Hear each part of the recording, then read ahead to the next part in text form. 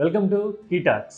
బాలకృష్ణుడిని వసుదేవుడు గోకులానికి చేరుస్తున్నప్పుడు సముద్రం దారిచ్చిందని మనకి ఒక ఇతిహాసం ఉంటుంది. తెలుగు రాష్ట్రాల్లో రాజకీయాల్ని బీజేపీ హ్యాండిల్ చేస్తున్న తీరు చూస్తే ఇదే కళ్ళ ముందు కదలాడుతోంది. ప్రాంతీయ పార్టీలు ఆ మాటకు వస్తే తెలంగాణలో ఉన్న జాతీయ పార్టీ కూడా బీజేపీకి దారిచ్చి పక్కకి తప్పుకుంటున్న పరిస్థితి కనబడుతోంది. తెలంగాణలో ఉపాధ్యాయ పట్టభద్ర ఎమ్మెల్సీల్లోనూ, ఏపీలో ఎమ్మెల్యే కోట ఎమ్మెల్సీ ఎన్నికల్లోనూ ఇదే సన్నివేశం కనబడింది. తెలంగాణలో బీఆర్ఎస్ వ్యూహాత్మకంగా పోటీకి దూరంగా ఉండి బీజేపీకి లైన్ క్లియర్ చేస్తే ప్రచారాన్ని, వ్యూహాన్ని, అసలు మిగతా విషయాలన్నీ పక్కన పెట్టి బీజేపీ గెలవబోతోంది అని సంకేతాన్ని కాంగ్రెస్ ముందుగానే ఇచ్చేసింది. ఇది తెలంగాణ రాజకీయాలపై బీజేపీకి ఉన్న హోల్డ్కి ఇలాంటి పరిస్థితులన్నీ నిదర్శనంగా కనిపిస్తా ఉన్నాయి.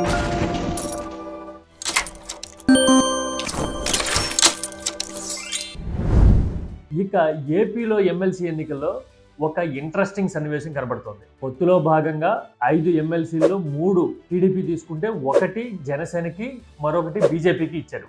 అయితే బీజేపీ సోమ్ వీర్రాజుని తిరిగి నామినేట్ చేయడం అనేది వ్యూహాత్మకంగా కనిపిస్తోంది. 2015లో టీడీపీ అధికారంలోకి వచ్చిన ఏడాది తర్వాత సరిగ్గా ఇదే తరహాలో ఎమ్మెల్సీ కోటాలో సోమ్ వీర్రాజు ఎమ్మెల్సీ అయ్యారు. ఇప్పుడు కూడా అధికారంలోకి వచ్చి ఏడాది అవుతున్న సమయంలో మరోసారి సోమ్ వీర్రాజు ఎమ్మెల్సీ అవుతూ ఉన్నారు. సోమ్ వీర్రాజు టీడీపీ విషయంలో ఎలాంటి వైఖరితో ఉంటారు అనేది ఓపెన్ సీక్రెట్. దాని గురించి ఇప్పుడు ప్రత్యేకంగా ప్రస్తావించాల్సిన అవసరం లేదు. ఇవన్నీ, ఈ ఈక్వేషన్స్, సమీకరణలు అన్నీ తెలిసి కూడా బీజేపీ నాయకత్వం వ్యూహాత్మకంగా సోముకి మరో అవకాశం ఇచ్చింది అనే చర్చ రాజకీయ వర్గాల్లో అంతర్గతంగా ఉంది.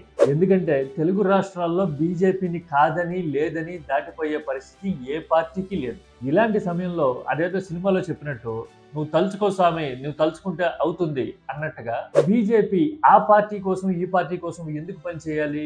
సొంతంగా ఎదగడానికి, తెలంగాణ లాంటి చోట్ల నేరుగా అధికారంలోకి రావడానికి, ఏపీలో కింగ్ మేకర్ కావడానికి ఎందుకు పనిచేయదు అనే చర్చలు వస్తున్నాయి. త్వరలో కొత్త రాష్ట్ర సారథుల ఎంపిక కూడా జరగబోతోంది 2 రాష్ట్రాల్లో. రాష్ట్ర సారథుల ఎంపికతో పాటు తెలుగు రాష్ట్రాల్లో అనుసరించబోయే వ్యూహానికి సంబంధించి క్లారిటీ వస్తుందా అంటే అలాంటి స్పష్టత రావడానికి ఇంకొంత సమయం పట్టొచ్చు. బహుశా ఇరుగు పొరుగు రాష్ట్రాల్లో ఎన్నికలు అవ్వడము, అన్నిటికీ మించి మరో 2 ఏళ్లలో ఉత్తరప్రదేశ్ లో జరగబోయే అసెంబ్లీ ఎన్నికల ఫలితాన్ని బట్టి యోగి ఆదిత్యనాథ్ కనుక హ్యాట్రిక్ చేస్తే అనూహ్య మార్పులు తెలుగు రాష్ట్రాల్లో చూడొచ్చు. మరీ ముఖ్యంగా ఆంధ్రప్రదేశ్ లో బీజేపీ అనుసరించే వైఖరి అనేది ఎలా ఉంటుంది అనేది అప్పుడు తేలుతుంది అని చెప్తున్నారు. తెలంగాణలో బహుశా ఎలాంటి వైఖరితో ఉండాలి అనేది త్వరలోనే తెలిసే అవకాశం ఉంటుంది. ఏపీకి సంబంధించి మాత్రం 2027 నాటికి స్పష్టమైన వైఖరి, ఎలాంటి విధానంతో ముందుకెళ్లబోతోంది అనేది తెలియచ్చు. ఏపీ విషయంలో బీజేపీ పాలసీ అయితే మారబోతోందని, ఒక clear cut self sustained political model ని బీజేపీ ఎంచుకునే అవకాశం ఉంటుంది అని చర్చలు